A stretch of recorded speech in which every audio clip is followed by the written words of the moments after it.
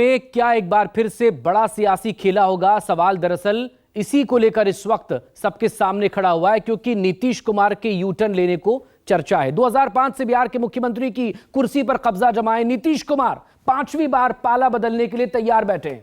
नीतीश कुमार के पलटी मारने की खबरों से खार खाई लालू यादव की पार्टी आरजेडी ने भी तेजस्वी यादव को बिहार का मुख्यमंत्री बनाने के लिए विधायकों का जुगाड़ लगाना शुरू कर दिया है। फिलहाल न तो नीतीश कुमार ने एनडीए में जाने की घोषणा की, न ही आरजेडी ने नीतीश कुमार से समर्थन वापसी का फैसला किया है, लेकिन पटना से लेकर दिल्ली तक आरजेडी, जेडीयू और बीजेपी मैराथन बैठकें जो कर रही है वो ये बताने के लिए काफी है कि अगले 48 घंटे में बिहार की सत्ता में उलटफेर होना लगभग तय है। सवाल यही, क्या बिहार में फिर तीसरे नंबर वाली पार्टी ही मुख्यमंत्री की कुर्सी पर बैठेगी या फिर नीतीश कुमार की चतुराई उनकी सियासी नैया को डुबो देगी? ये रिपोर्ट।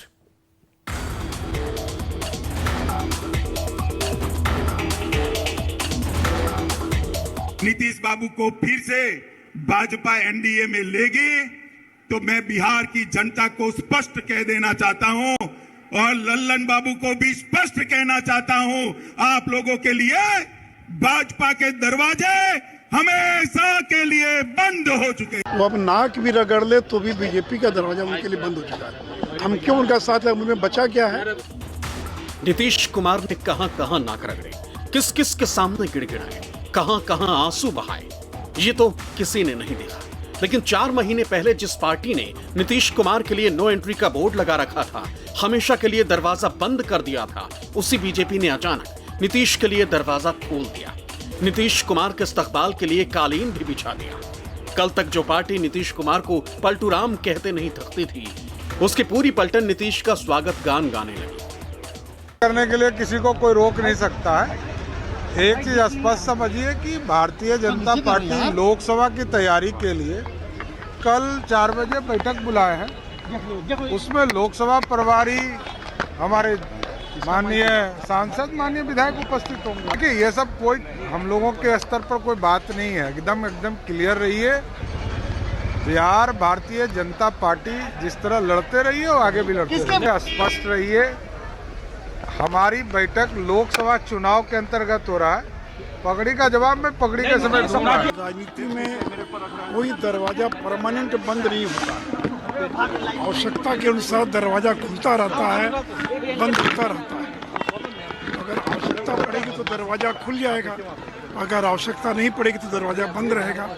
बार बार पाला बदलने के कारण बिहार की राजनीति में पलटूराम का खिताब पा चुके नीतीश कुमार ने एक बार फिर पलटी मारने का मूड बना लिया। ये तस्वीर इसी की तस्दीक कर रही। वरना 44 विधायकों वाली पार्टी का कोई नेता भला 75 विधायकों की पार्टी के नेता के नाम की पर्ची को फाड़ने की जरूरत कैसे कर सकता है?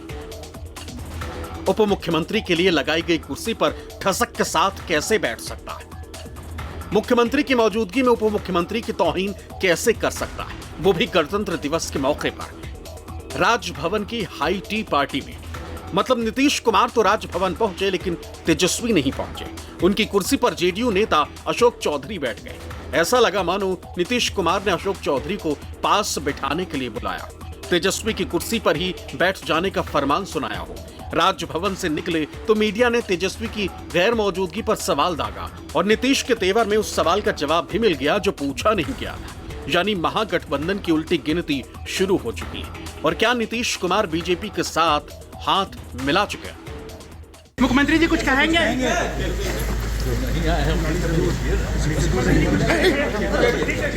मुख्यमंत्री जी कुछ कहेंगे?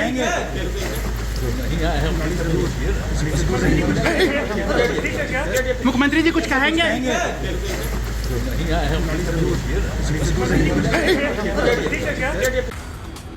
नीतीश कुमार की पार्टी जेडीयू ने भी अब आरजेडी से अलग होने का पक्का मन बना लिया है। इसकी पहली बानगी तो तभी मिल गई जब केंद्र सरकार की तरफ से जननायक कर्पूरी ठाकुर को भारत रत्न सम्मान दिए जाने के एक दिन बाद, यानी कर्पूरी ठाकुर की 100वीं जयंती के मौके पर ही नीतीश कुमार ने बिना नाम लिए परिवारवाद पर निशाना साध दिया। माना यही गया कि नीतीश कुमार ने लालू यादव के परिवारवाद पर ही ये चोट की है। असर भी 24 घंटे के अंदर दिख गया। लालू यादव की बेटी रोहिणी आचार्य ने ताबड़तोड़ ट्वीट के जरिए नीतीश कुमार के खिलाफ मोर्चा खोल दिया। नीतीश का नाम तो रोहिणी ने भी नहीं लिया, लेकिन असर नीतीश पर भी वैसा ही हुआ। दोनों तरफ से रफ्फूगिरी शुरू हो गई। जेडीयू के प्रवक्ता की सफाई ये आई कि नीतीश ने परिवारवाद का जिक्र लालू यादव के संदर्भ में नहीं किया था। आरजेडी के प्रवक्ता भी यही कहते रहे कि रोहिणी का ट्वीट नीतीश कुमार के खिलाफ नहीं था, लेकिन हकीकत कुछ और थी। लिहाजा न तो नीतीश ने चुप्पी तोड़ी, न ही लालू या तेजस्वी का कोई बयान आया। पटना से दिल्ली तक नीतीश कुमार के एनडीए में शामिल होने की अटकलें तेज हो गई। बिहार बीजेपी के नेता दिल्ली तलब हुए। पटना में भी आरजेडी और जेडीयू अपने विधायकों को एकजुट करने लगी। मीडिया में महागठबंधन का काउंटडाउन चलने लगा। धुंध ऐसी छाई कि आरजेडी ने नीतीश से अपना स्टैंड क्लियर करने को कह दिया। जेडीयू भी आरजेडी को आंख दिखाने लगी, मानो नीतीश को अब आरजेडी के समर्थन की कोई फिक्र ही नहीं रह गई।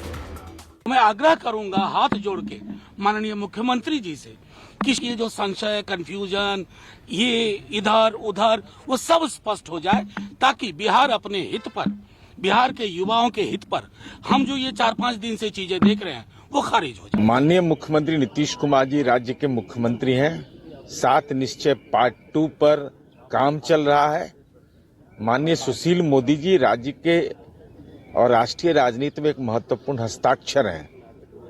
उनकी बातों को स्वाभाविक है मीडिया गंभीरता से लेगा। अब उसके कयास लगाए जाने, उसका राजनीतिक अर्थ का लगाने का मीडिया को अधिकार है, लेकिन बिहार के मुख्यमंत्री माननीय नीतीश कुमार जी हैं और 7 निश्चय पार्ट 2 पर काम चल रहा है। गुरुवार को सुबह से शुरू हुआ यह सियासी ड्रामा देर रात तक चला। बीजेपी के राष्ट्रीय अध्यक्ष जेपी नड्डा, बिहार बीजेपी प्रभारी विनोद तावड़े और केंद्रीय गृह मंत्री अमित शाह के साथ बिहार बीजेपी के नेता लगातार बैठक करते रहे। पटना में नीतीश कुमार और राबड़ी देवी के आवास पर गहमा गहमी जारी रही। जेडीयू और आरजेडी आगे की रणनीति बनाने में मशगूल थी। तभी कांग्रेस सांसद राहुल गांधी बंगाल में अपनी न्याय यात्रा छोड़ दिल्ली पहुंच गए। कांग्रेस अध्यक्ष मल्लिकार्जुन खड़गे ने लालू यादव से फोन पर बातचीत की और नीतीश कुमार ने 28 जनवरी को अपने आवास पर जेडीयू विधायकों की बैठक बुला ली। इसी बीच नीतीश कुमार की पार्टी जेडीयू के विधायक गोपाल मंडल ने यह कहकर सनसनी फैला दी कि अगर नीतीश कुमार ने इस बार बीजेपी से हाथ मिलाया तो जेडीयू टूट जाएगी। हालांकि सफाई में वो अपने बयान से पलट गए, लेकिन पटना से दिल्ली तक सियासी पारा चढ़ा ही रहा। जो लक्षण दिख रहा है महागठबंधन के अंदर, Nitish Kumar ji JDU versus RJD, उससे तो संकेत मिल ही रहा है ना कि नीतीश जी बेचैन है, परेशान है वहां से बाहर होने के लिए। कोई आसार पर बात नहीं होती है ना, जो अंतिम रूप से चीजें साफ साफ आती हैं निष्कर्ष के रूप में, उस पर बात होती है। आसार के आधार पे, अनुमान के आधार पे थोड़े बात होती है। नहीं है। नीतीश कुमार से कल मेरी बातचीत हुई थी, हमने उनको टेलीफोन किया था और हमने मिलने के लिए समय मांगा था। उन्होंने कहा कि व्यस्त है, खबर आपको कराएंगे। तो हम थोड़ा हड़काए भी कि क्या बात करते हो कि मेरे लिए वहाँ ये नहीं है, कल हमको बुलाओ किसी समय। तो कल तो अब कल गणतंत्र दिवस है, तो फर्स्ट हाफ में बिजी हो गए। कहा कि ठीक है, हम आपको खबर करेंगे। अभी तक खबर हमको नहीं मिली, और जब तक कोई फाइनल डिसीजन नहीं होता है, नीतीश कुमार वहाँ चले जाएंगे इसकी कल्पना हम नहीं कर सकते। इसलिए कल्पना नहीं कर सकते हैं कि माने इतिहास में अपना नाम जो है किस तरह का दर्ज करवाना चाहते हैं। पूरा इतिहास देख लीजिए, उसके बारे में विस्तार से हम लोग बात करेंगे। पहले ये प्रकरण जो है इसका अंतिम नतीजा आने दीजिए, उसके बाद ही हम अभी भी इस बात के लिए भरोसा करने के लिए तैयार नहीं हैं कि नीतीश कुमार इधर से उधर जो है चले जाएंगे। भारतीय जनता पार्टी के दफ्तर का चपरासी तक ये कह चुका है कि यहाँ के लिए उनका दरवाजा बंद हो चुका है। उसके बावजूद ही आदमी कैसे साहस कर सकता है भाई? चक्र पर हमारा केंद्रीय नेतृत्व का नजर है और केंद्रीय नेतृत्व मेरा सक्षम है। सामूहिक नेतृत्व है और सामूहिक नेतृत्व बहुत गंभीरता से विचार करके ही कोई निर्णय लेंगे। मौजूदा परिस्थिति में भी बिहार में एनडीए इतना मजबूत है कि 40 की 40 सीटें हम लोग बिहार में जीत सकते हैं। ऐसे में मुझे नहीं पता कि नीतीश कुमार जी एनडीए का हिस्सा बनते हैं या वो महागठबंधन में ही रहते हैं। जैसा मैंने कहा कि परिस्थितियों पे नज़र है, और एक बार पूरी क्लैरिटी आ जाए उसके बाद ही लोक जनशक्ति पार्टी रामविलास अपना रुख तय करेगी। हमें उम्मीद है कि नीतीश जी एनडीए में नहीं जाएंगे, नीतीश जी इंडिया गठबंधन को मजबूत करेंगे। जो भी निर्णय केंद्रीय नेतृत्व करेगा, मुझे पूरा भरोसा है कि राज्य हित में, पार्टी हित में केंद्रीय नेतृत्व निर्णय नीतीश कुमार आएंगे तो स्वागत कीजिएगा सर आप? मैं तो कह रहा हूं कि ये सब काम केंद्रीय नेतृत्व का है। केंद्रीय नेतृत्व जो भी निर्णय लेगा राज्य हित में और दल हित में, वो बेहतर निर्णय लेगा, मुझे पूरा विश्वास है। हमको तो बहुत पहले से ऐसा एहसास रहा है, इसीलिए हमने कहा है कि गठबंधन लगता है कि ताश के पत्ते की तरह से छिड़क जाएगा। तो क्या खेला हो गया? जो आपने ट्वीट किया था खेला हो गया, कोई भी आदमी समझ सकता है कि खेला हो रहा है या नहीं हो रहा है। अभी जो स्थिति है, जो देख रहे हैं, हम लोग भी सुन रहे हैं टीवी के माध्यम से ही कि कुछ चल रहा है। खेला जो होना था वो खेला चल रहा है, और वो खेला होना ही था। जब ये छोड़ के गए थे उसी समय हम लोग समझते थे कि इनसे बनने वाला नहीं है किसी को, क्योंकि उसी के खिलाफ में वो जंगल राज के खिलाफ में लड़ाई लड़कर भाजपा के सहयोग से बिहार के सत्ता पर काबिज हुए थे। अब फिर उसी के गोद में जाके बैठ जाना, तो ऐसा तो वो तो होना ही था। फिर जब एनडीए की सरकार बनी है तभी विकास हुआ है। नहीं तो देखिए, ये जब से ये सरकार बनी थी महागठबंधन की, कोई जिला ऐसा नहीं बचा जहां पर रेप हो, डकैती हो, मर्डर हो, कोई जिला नहीं हमको लगता है इससे वंचित रहा है। लेकिन सवाल ये उठता है कि अब नीतीश कुमार को आप लोग मुख्यमंत्री के रूप में एक्सेप्ट करेंगे कि नहीं करेंगे? अब वो तो आला कमान का बात है, वो तो हम लोग नहीं बोल सकते हैं। बिहार में जो माहौल खड़ा हो गया है उसे क्लैरिफाई नीतीश जी को करना ही चाहिए। तरह तरह के बयानात आ रहे हैं, तरह तरह के शक और शुभात आ रहे हैं, इससे इंडिया कमज़ोर होता है, इंडिया अलायंस कमज़ोर होता है। एक तरफ बंगाल के अंदर ममता जी कह रही हैं हम सारी चीज़ें लड़ेंगे, आम पार्टी कह रही पंजाब में हम सब लड़ेंगे। नीतीश जी तो सबसे पहले आगे बढ़े थे इंडिया को बनाने के लिए, आज उन्हीं को लेकर तरह तरह की बातें हो रही हैं। ये उनकी जिम्मेदारी बनती है कि वो सिचुएशन को साफ करें, क्लैरिफाई करें, ताकि ये जो शक और शुबे के हालात हैं ये ख़त्म हो सके। मेरे तो कुछ भी बनने का सवाल ही पैदा नहीं होता। मैं विधायक थोड़ी हूँ, मैं तो राज्यसभा के अंदर हूँ। लेकिन ये सब तो आगे की बात है, मीडिया स्पेकुलेट करता रहता है। तो मैंने कहा कि थोड़ा इंतजार करना चाहिए, क्या परिस्थिति बनती है उसको देखकर केंद्रीय नेतृत्व जो है और योग्य निर्णय लेगा, और पार्टी का केंद्रीय नेतृत्व जो निर्णय लेगा हम लोग उस निर्णय का समर्थन करेंगे। और भारतीय जनता पार्टी कोई व्यक्ति की पार्टी नहीं है, ये सामूहिक नेतृत्व की पार्टी है।